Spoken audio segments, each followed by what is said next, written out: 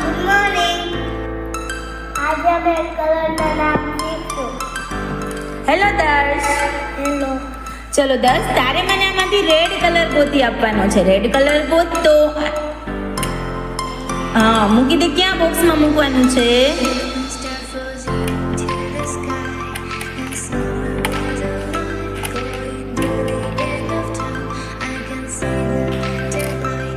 કયો કલર છે આ Darsh? Red. Hello Shivansh. Hello Veda. હા છે ને ગ્રીન કલર ગોતવાનો છે. ગ્રીન કલર ક્યાં છે?